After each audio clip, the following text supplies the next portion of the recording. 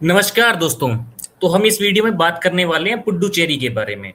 जैसा कि आप सभी को पता है 5 स्टेट्स के इलेक्शन होने जा रहे हैं और पुडुचेरी के अंदर एक फेज़ के अंदर वोटिंग होगी 9 अप्रैल को और 4 मई को इसके नतीजे आएँगे बाकी सभी स्टेट्स के साथ। पुडुचेरी में स्पष्ट बहुमत तो बहुत कम पार्टियों को मिला है। तो चलिए चलते हैं फ्लोरिश के स्टीम ग्राफ पर और फिर चर्चा करते हैं, देखते हैं किस पार्टी की किस टाइम क्या परफॉर्मेंस रही है, किसने कितना डोमिनेट किया है। तो चलिए चलते हैं फिर। यहाँ आप आइकन्स या लेजेंड्स देख सकते हैं। लाइट ब्लू के अंदर है Indian national Congress, saffron BJP, एक ये जो पैरेट कलर का कलर है वो डीएमके के लिए है, डार्क ग्रीन एआईडीएमके, और येलो जो रखा गया है वो एआईएनआरसी के लिए रखा गया है और ग्रे अदर्स के लिए। जैसा कि पुडुचेरी को यूनियन टेरिटरी जो थी इसमें सबसे पहले चुनाव हुए थे 1964 में, जिसमें कांग्रेस को 21 सीटें मिली थी और कांग्रेस की सरकार बनी थी क्योंकि इसमें 30 ही सीटें हैं असेंबली की। और 1969 में कांग्रेस 10 सीटें मिलती हैं। उसके बाद 1977 में 2 सीटें, 1991 में कांग्रेस को 15 सीटें मिलती हैं, 2001 में 11 सीटें मिलती हैं, 2011 में 7 सीटें मिलती हैं, 2016 में 15 सीटें मिलती हैं और 2021 में 2 सीट मिलती है। यहाँ अब हम उसके बाद बात करें तो डीएमके की। डीएमके और एआईडीएमके का भी अच्छा खासा रोल यहाँ रहा है। और एक एआईएनआरसी पार्टी है जो अभी 2011 के अंदर बनी थी, इसकी भी हम बात करेंगे और हम बीजेपी की भी बात करेंगे। एक सेकंड में ग्राफ थोड़ा सेट कर लूँ।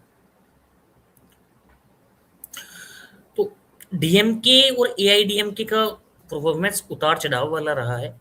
जैसे हम देख सकते हैं 1969 में डीएमके को 15 सीटें मिली थी, 77 में 3 सीटों पर आ गई, 91 में 4 सीटें, 2001 में 7 सीटें, 2011 में 2 सीटें, 2016 में भी 2 सीटें और 2021 में 6 सीटें डीएमके को यहाँ मिली हैं।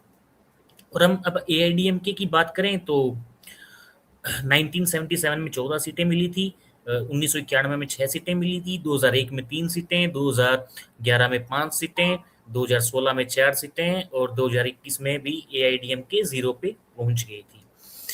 और अब हम बात करेंगे भारतीय जनता पार्टी की। तो भारतीय जनता पार्टी को 2001 में यहाँ 1 सीट मिली थी और 2021 में भारतीय जनता पार्टी को 6 सीटें मिली थी। और अब हम बात करते हैं एआईएनआरसी की। और एआईएनआरसी की जो फुल फॉर्म है वो ऑल इंडिया एनआर कांग्रेस है। इसे एन रंगास्वामी ने बनाया था 2011 में कांग्रेस से अलग होके। उससे पहले एन रंगास्वामी कांग्रेस के ही मुख्यमंत्री हुआ करते थे 2001 से लेकर 2008 तक। हालांकि 8 तक, और कांग्रेस की सरकार रही थी 2001 से लेकर 2011 तक, लेकिन वो 2011 के अंदर अलग होकर अपनी पार्टी बनाते हैं और ए ओ जो ऑल इंडिया एनआर कांग्रेस है इसे 15 सीट मिलती है और वो गवर्नमेंट फॉर्म करती है। और गवर्नमेंट के अंदर उसकी हिस्सेदार थी एआईडीएमके जिसे 5 सीटें मिली थी। और 2016 के अंदर ऑल इंडिया एनआरसी कांग्रेस को 8 सीटें मिलती है और 2021 के अंदर इन्हें 10 सीटें मिलती है। और ये अभी एनडीए का अलायंस है। 2021 में इन्होंने भाजपा के साथ गठबंधन किया था और सरकार बनाई थी। और 2016 के से 2021 के बीच कांग्रेस की यहाँ सरकार रही थी। तो हम देख सकते हैं कोई एक स्टेबल गवर्नमेंट नहीं रही है किसी पार्टी की। यहाँ कांग्रेस की भी सरकार आई है, गई है, फिर वापसी की है, डीएमके की भी यहाँ सरकार बनी है और एआईडीएमके की भी यहाँ सरकार बनी है। और यहाँ एक अलग ही पार्टी उभरी है 2011 के बाद जिसे हम जानते हैं ऑल इंडिया एनआर कांग्रेस के नाम से, जो एन रंगास्वामी की पार्टी है।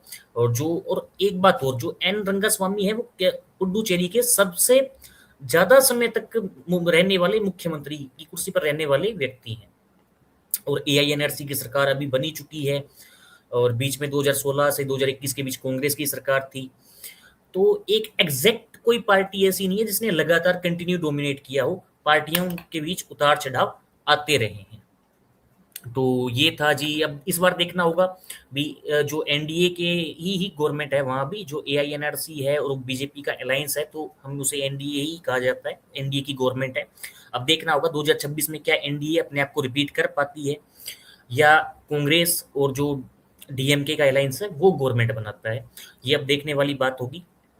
तो चलिए, बने रहिए हमारे साथ। बहुत बहुत धन्यवाद आपका। अब हम अगली वीडियो में चर्चा करेंगे तमिलनाडु के बारे में।